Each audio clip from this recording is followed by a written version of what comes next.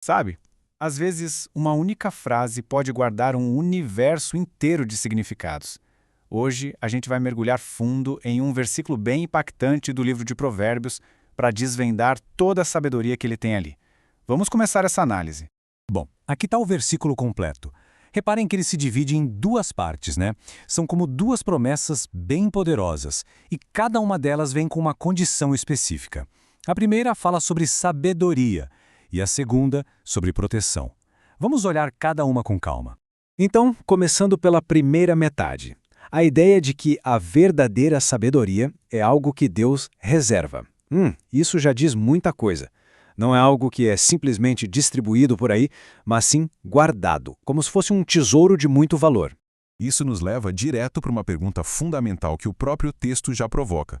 Se essa sabedoria é um tesouro que fica reservado, então, para quem ela é destinada? Quem são as pessoas que podem receber esse presente tão precioso? A resposta é incrivelmente direta, sem rodeios. Para os retos. Simples assim. Não tem complicação aqui. É uma condição bem clara. A sabedoria é guardada para um grupo específico de pessoas. Então, a pergunta que vem em seguida é: o que significa ser reto? O próprio texto ajuda a gente a entender. Ser reto significa viver com retidão. É uma definição que aponta para um estilo de vida, sabe? Uma prática constante de fazer o que é justo, o que é correto. É uma qualidade de caráter que a gente vê nas ações. Agora, vamos para a segunda promessa do versículo. Ela usa uma metáfora muito forte. A imagem de Deus como um escudo. E um escudo, a gente sabe, não é uma arma de ataque, e sim de defesa. Ele protege, ele resguarda.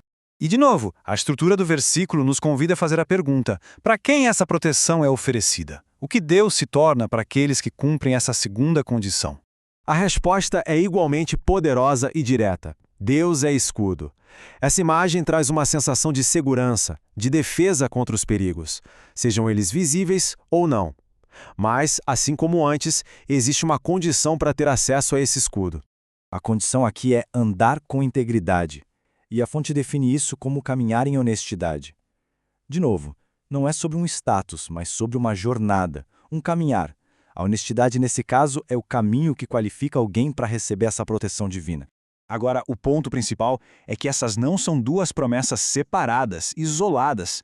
Elas estão, na verdade, super conectadas. Elas formam um significado único. Sabedoria e proteção caminham juntas nesse versículo. Então, como é que essas duas ideias se juntam? Pensem assim. A sabedoria, que é guardada por justos, é a ferramenta para conseguir enxergar as armadilhas da vida. E o escudo da proteção é o que defende ativamente as pessoas honestas dessas mesmas armadilhas. Uma coisa leva a outra, entende? A sabedoria mostra o perigo e o escudo protege dele. Com base nesse entendimento todo, o que se tira daqui não é só uma explicação, mas um conselho prático, uma orientação para a vida. É a aplicação direta de tudo que a gente analisou até agora. E aqui está o conselho, de forma clara e impactante. É um chamado à ação. A promessa não é passiva, ela está ligada a um jeito de viver. Andar com retidão e integridade é a chave que ativa a promessa da proteção divina, de ter Deus como um escudo. E isso tudo nos deixa com uma pergunta final. Não para ser respondida aqui, mas para uma reflexão pessoal. Como a integridade é praticada no dia a dia? O que realmente significa caminhar em honestidade nas pequenas e grandes decisões? É na resposta a essa pergunta que este versículo tão antigo encontra sua aplicação mais poderosa na nossa vida.